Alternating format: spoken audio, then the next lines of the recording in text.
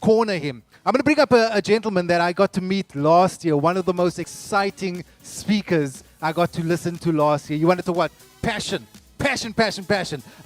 He is the managing partner at Launch Africa Ventures, which is the leading seed stage VC fund in Africa, as well as the co-founder and chief investment officer of Startup Bootcamp Africa, which is the leading multi-corporate backed venture accelerator program in Africa. In 2013, he founded Cactus Advisors, which is a specialist corporate finance advisory firm and micro VC fund that has advised and invested in 50 plus of Africa's top tech ventures, including Flutterware, Kuda Bank, Mpost, Peach Payments, RicoMed, and several others. He was co-featured on the cover of Fast Company Africa in May 2018, Destiny Man magazine in November 2019, and in December of 2019, he was recognized as one of the top 10 most influential people in technology in Africa. In January of 2020, he was listed as one of the top 4 movers and shapers of technology in Africa by a prestigious French business daily. He was formerly the head of Africa Investments for Ustart, the largest network of private multifamily offices in Europe. Prior to moving to South Africa, he was an investment banker on Wall Street, covering M&A, corporate financial strategy, and risk management at Lehman Brothers and Barclays Capital. He's got a master's degree in finance and management from Stanford University and a bachelor's degree in mechanical engineering from the Indian Institute of Technology. I won't tell you about what he does over the weekends, but you can find evidence on Spotify and iTunes. He's your next speaker, ladies and gentlemen. He's going to chat to you about investment in early stage Africa. Make you feel welcome, Mr. Zack George.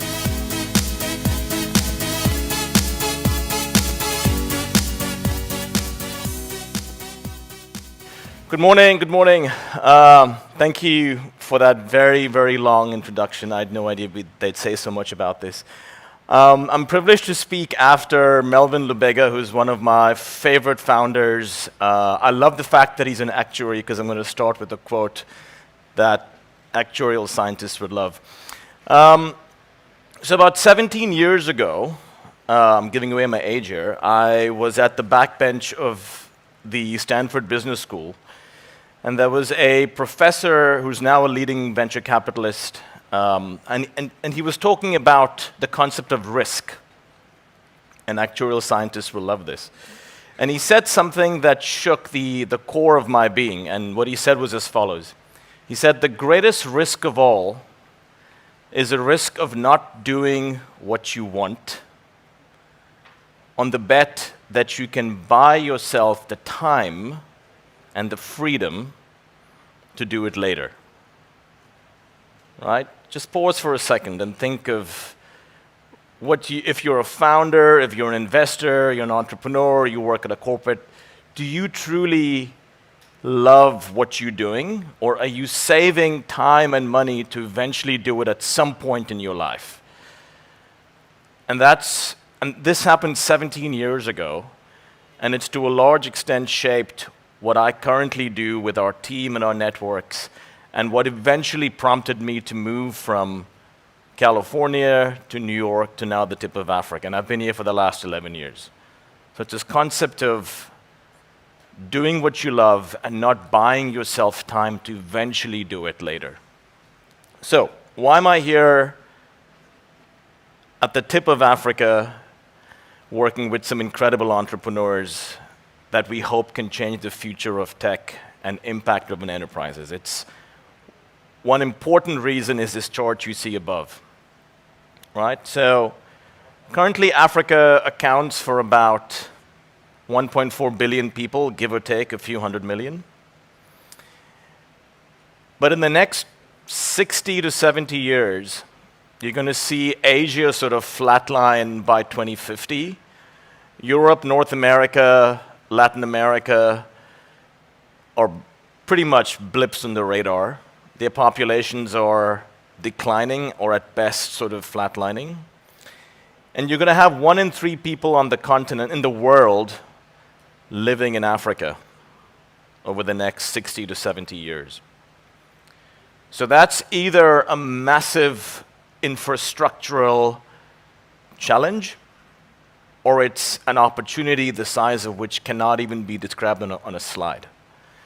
So think of all the challenges that we face globally with transportation, mobility, healthcare, education, the list is endless. And think of all the ways we currently solve it. Building more schools, building more hospitals, constructing more dams, building more roads. Or you use technology to solve these problems, right? Through telemedicine, through cloud computing, through IoT services, through drones, through AI. And that's where, my friends, the biggest opportunity on the continent is the ability for African entrepreneurs to use technology to not just solve nice-to-have problems that we see in the Valley or in New York or in Western Europe, but to solve real problems. And that's the reason why 11 years ago we set up shop here in the tip of Africa, and we built one of the largest accelerators. My co-founder, Philip, the tall American in the back, is sitting right there. He built this with us.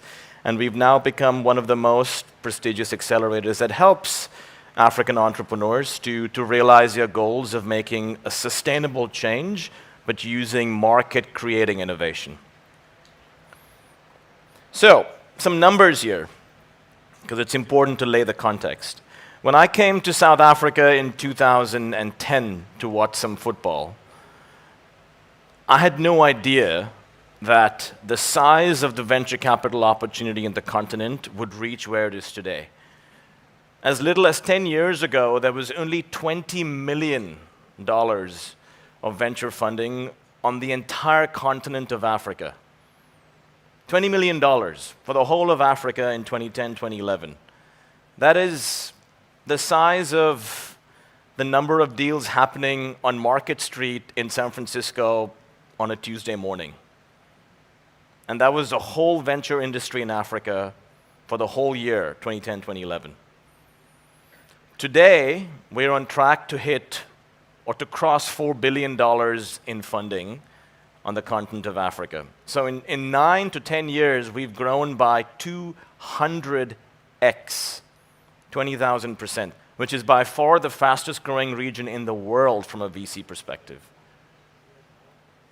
So, not only has the size of opportunities increased, the number of companies raising money, the number of funding rounds per region, the size of each round. And although I'm not here to talk about unicorns, I leave that to my daughter. She's 8 and she loves unicorns, real unicorns. Real?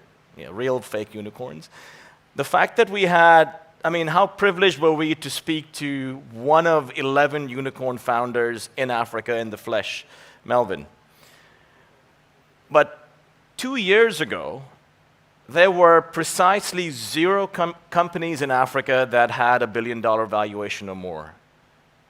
And 2 years later, despite the COVID pandemic, we've got 11.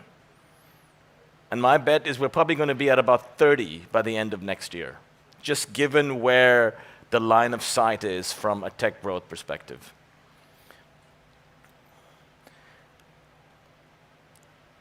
One of the most important things that gives me a lot of hope for the future is the fact that not only do we have international VCs participating in funding rounds in Africa. In 2019, we had about 200 active VCs investing on the continent. We're now sitting at more than 600 VCs. And it's split between international VCs and VCs on the continent.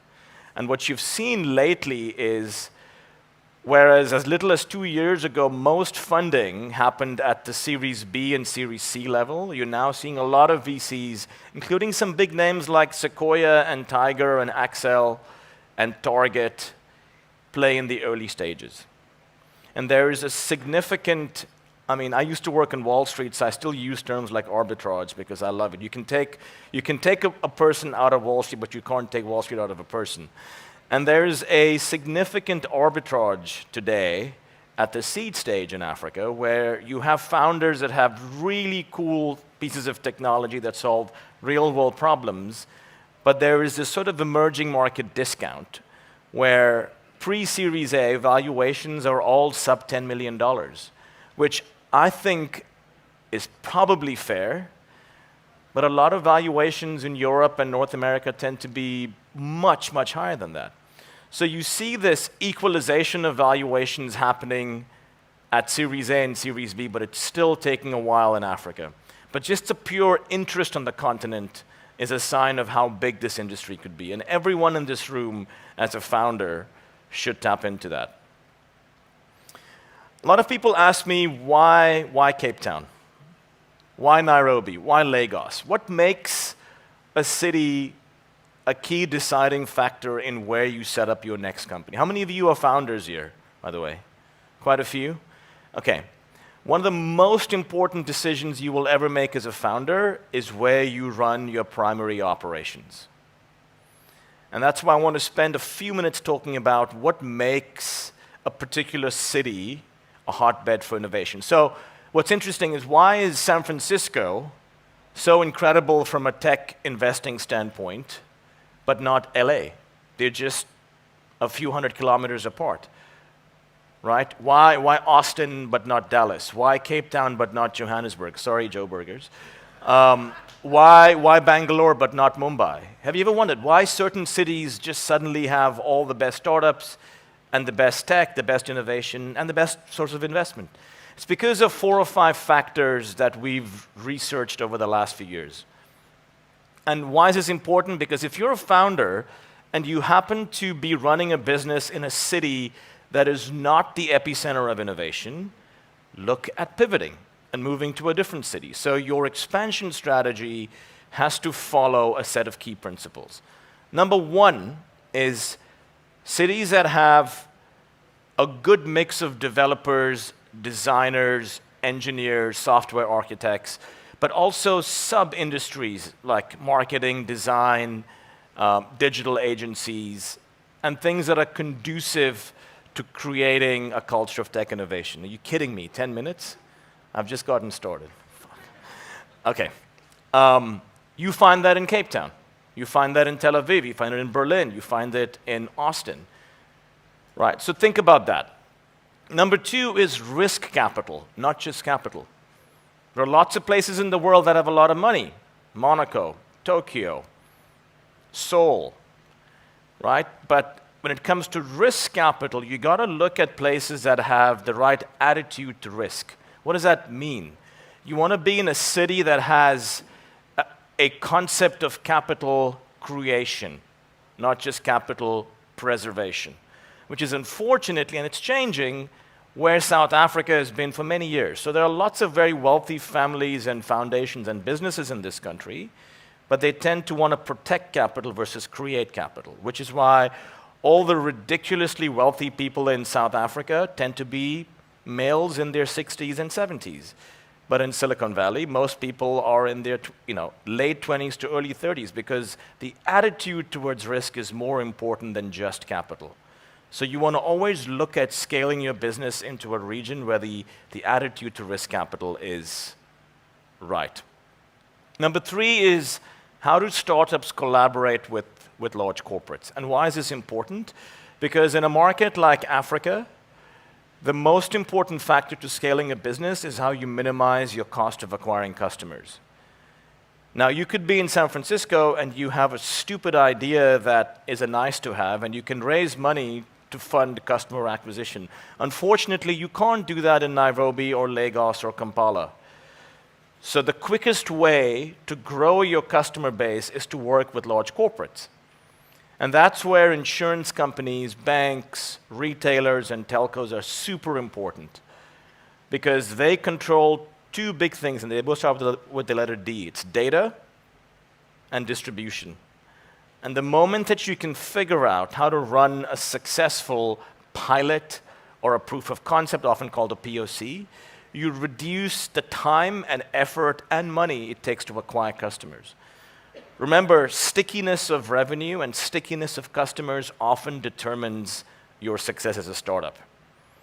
And related to that is this concept of revenue stickiness. I'll talk about the next slide. And then the last couple of things, accelerators, incubators, needs no introduction. Accelerators are super important in creating fundable, investable companies. We've got several world-class accelerators. Philip and I started the first one in Africa, Startup Bootcamp, but you've got YC, Techstars, Founders Factory, Plug and Play, etc. And then someone mentioned about government support. Government should be an enabler, not an interferer. So red carpet versus red tape kind of thing. So tax subsidies and R&D grants is where government should really play. A couple of points here. I mentioned earlier B2B versus B2C. If you're a founder here, look at how you can share revenue, either through licenses, through joint ventures, through revenue sharing agreements with large corporates. And who do you work with? You want to work with insurers, you want to work with banks, you want to work with telcos. But you have to lay out very clearly up front what's in it for them. If you have this mentality of take, no one's going to listen to you. So you got to go to an MTN, a Vodacom, a Sunlum, a Take-A-Lot, or whoever you were, a Naspers, and say, this is how we can add value. Because a lot of corporates struggle with innovation. They cannot innovate quickly and efficiently enough to keep up with the change in their end users. But guess who can do that? You guys as startups. It's a whole lean startup design thinking concept. So this marriage between corporates and startups, where you have innovation driven by founders and distribution and access to consumers driven by corporates. Every major, not just unicorn, but successful African tech startup, from Andela to Flutterwave to Fowry in Egypt to Melvin's company, GoOne, all of them are either B2B or B2B2C startups. There isn't a single purely B2C business model driven startup in Africa. And it's highly unlikely that will change for the next decade. The other thing that's very important to understand is this concept of price elasticity, right? So when I grew up in the 80s and 90s, if you wanted to be a successful company, you either had to compete on price. So you were the cheapest version of something, product or service, or you were the best version of something. So you essentially have this very linear price quality axis, right? What's happened over the last decade? That's been completely taken out into the trash can because of two other things. And this is super important for founders. Because of the concept of a gig economy, the sharing economy, the concept of marketplaces, and the world we live in today, driven by folks like Uber, Airbnb, Dropbox, etc., and Lyft, it's about how convenient can you make someone's life and how much time can you save them. So think of all the really highly valued companies today, Tesla, Uber, Twitter, I can go on forever. They save people time, which makes them less sensitive to price, or they make their lives more convenient, which makes them less sensitive to quality, right? And when you as a founder start to think like a customer, you can shorten the gap it takes to success. Super important thing. Another really important point, how many of you have read the classic Animal Farm, George Orwell? All animals are equal, but some animals are more equal. Love that book. It's the same thing with revenue.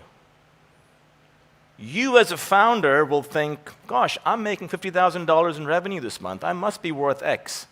Sorry to burst your bubble. All revenues are equal, but some revenues are more equal.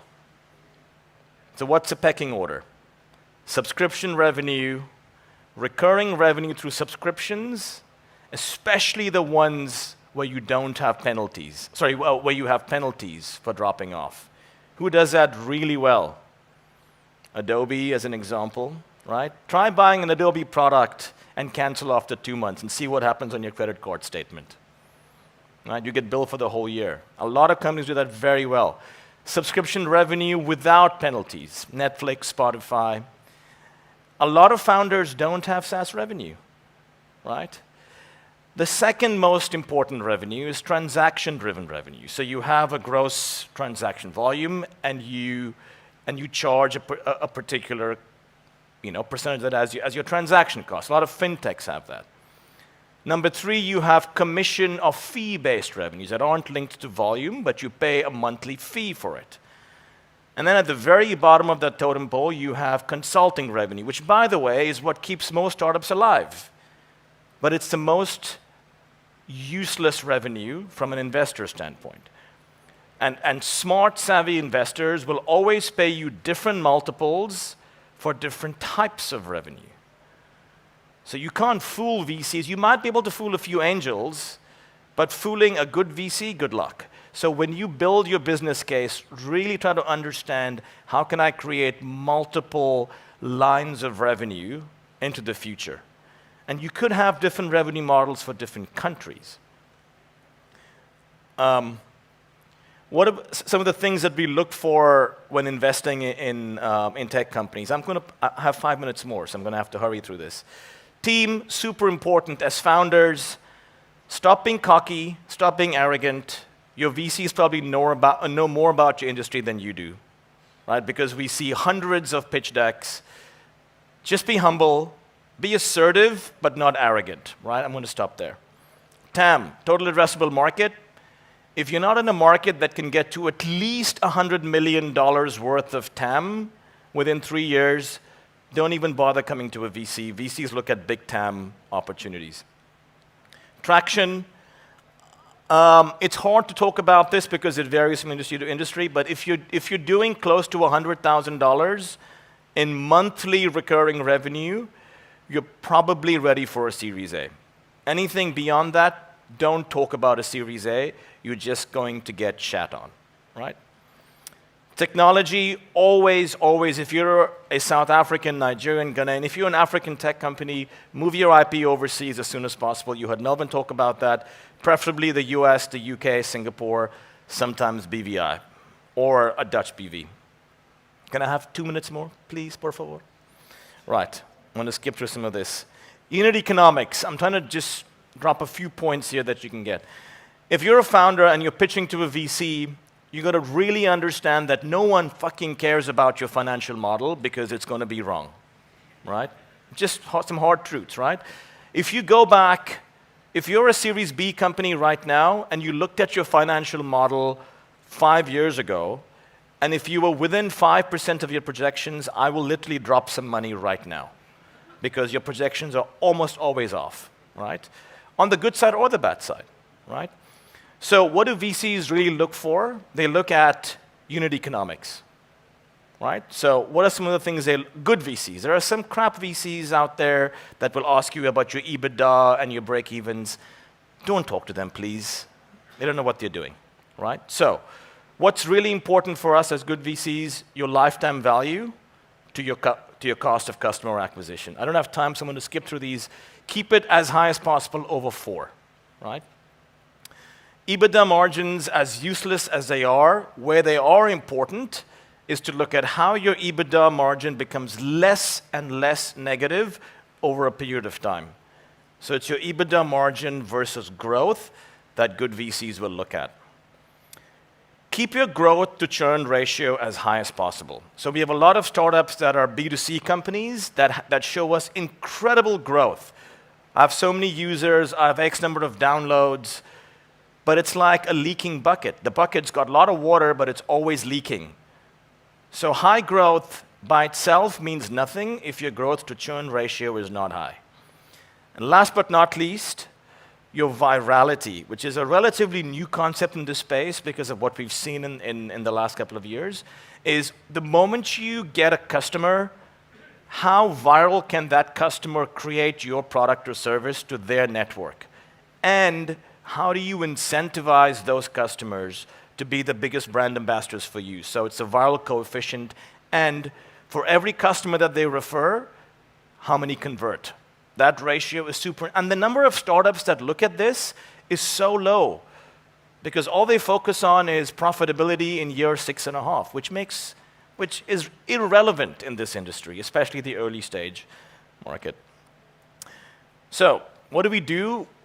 We are Launch Africa. We're one of the top seed and early stage VC funds on the continent. We're a $25 million fund. We've done 73 investments across Africa. We've deployed $15 million into several companies here. I have to leave soon, so I can't talk about some of them, but these are incredible companies from Tunisia, Egypt, all the way down to South Africa. We've even done deals in Zimbabwe and Mozambique and Madagascar. Truly incredible companies solving real-world problems and smart capital. All our investors are individuals like yourselves from all across the world, smart money going into smart businesses, and we are changing the way the traditional 220 private equity model has filtered down to VC. Happy to talk to folks here that are interested about that later. We do most of our deals from world-class accelerators like Startup Bootcamp, like YC, etc., and happy to talk about that.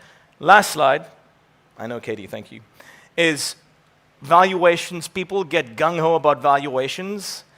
People assume that the longer you've been around, the more your valuation is, I love this. I received the term sheet from Sequoia. I received the term sheet from Tiger. I'm valued at X.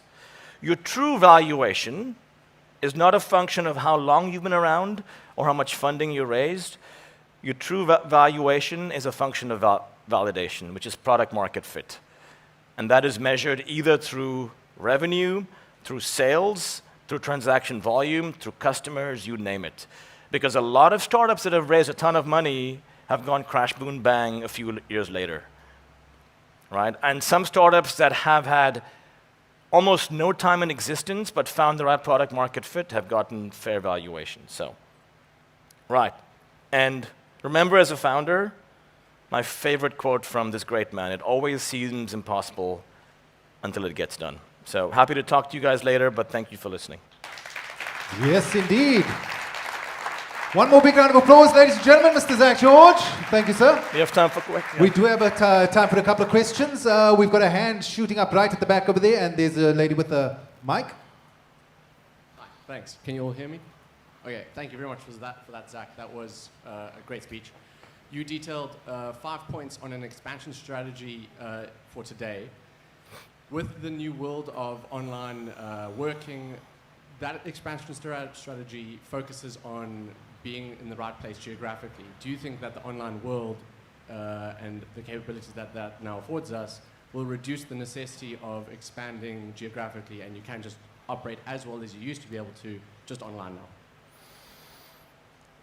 Yeah, it's a good question. I mean, you could, but at the end of the day, remember, if your business is in Africa, if you're going D2C or B2C, you're still spending a ton of money on acquiring customers. And there's a limit to how much customers you can acquire through influencers. I'm sorry, I had to say that. Don't particularly like them. But just literally look at the facts. Look at the top 10 or 20 most valued African tech startups. They all work with telcos, with insurers, with banks, with retailers, with tech firms. You have to have a strong ground game. And it does not mean that you have to physically go and now hire an entire team in Kenya or in Uganda or in Rwanda and start a physical office. But you have to have partners. You got to have ambassadors. You have to work with local teams on the ground. It could be a satellite office, it could be a branch, but there's nothing better than a strong ground game when it comes to scaling. And that, by the way, that ground game could be, the majority of marketing costs could be online, fair enough. But nothing replaces you having relationships with B2B players on the ground. And there are smart ways of doing it without having to actually go and hire staff. That's why working with operators on the ground helps. MTNs, your Vodacoms, the telcos telco is very powerful in East Africa. Insurance companies, very powerful in Southern Africa. Banks and lenders, very powerful in West Africa. The informal supply chain economy, very powerful in North Africa, especially Egypt. Just keep those in mind, and yeah, very, very useful tips. Anything else? Yep. We'll just wait for the mic. Cool, thanks for that, Zach. So earlier you mentioned the fact that pre or seed companies in Africa typically have lower valuations, and you also mentioned that different revenue models have different multipliers. Could you maybe speak openly to sort of how you evaluate early stage companies and what those multipliers look like in a South African context? I'm not going to speak in a South African context because it's a very, very, very small market, and honestly, VCs won't invest in purely global VCs will not invest in South African companies unless they have a global market. But without someone putting a gun to my head, if you're a business in a very high total addressable market, so for example, if you're in the payment space, but specifically payments infrastructure, like a Flutterwave or a Paystack or a Paga, etc., that has pan-African operations, you can get multiples of north of 20x annual recurring revenue. And this is based on actual transactions that have happened. If you're an ed tech in South Africa, you might not get such a high multiple. It'll probably be between 3 and 5 times revenue. But again, so the best way to look at it is to sort of triangulate between total recurring revenue, often called ARR, annual recurring revenue, GMV, which is your gross monthly transaction volume if you're an e-commerce or a supply chain logistics business, a multiple of that, usually between 1 and 2 times annual transaction volume is a good benchmark. And then number of users, if you're a B2C or B2B2C business, but not just users, it's monthly active users. So usually what good VCs will do is triangulate between the three and come to a valuation that makes sense, and then compare that with comparable transactions that have happened in the recent past. And I won't lie, there is always a premium if your core market is in one of Nigeria, Kenya, Egypt, or South Africa, right? And there is a slight premium if you've gone to Startup Bootcamp or YC or Techstars. Why? It's not a hype. It's just because the amount of time it takes for you to learn basic concepts and not... So basically, it's paying for your school fees. If you've gone through Startup Bootcamp or YC, chances are your legals are in perfect shape, your tech is clean because you've got AWS or Google that's gone through it, your operations, your HR systems, your CRM systems are top place. So accelerators have a premium. And people joke about it, but there's a reason why accelerators have a premium for their portfolio companies. Those are some of the metrics. Okay, I think we've got time for one more question. Lady in the white t-shirt. Only tough questions. Easy questions. Oh. Tough questions, please. Hey, okay. Joss. Hi, Zach. So I think you mentioned IP, and you also mentioned the issue of having seen about 100 pitch decks in a year. And no, it's more like 1,000. 100 per month, maybe. Okay, so my question is maybe mostly for founders. Those pitch decks you see, IP component, how similar are they on slides and everything? I'm sure there has been some controversy in Nigeria around this same issue. As a VC, what's your advice towards sharing information and your slides to multiple VCs at once? It's a tough one. First of all, I think NDAs are like dinosaurs, so don't even ask for an NDA. You're just going to literally lose out on a lot of VCs. Most good VCs will never sign an NDA.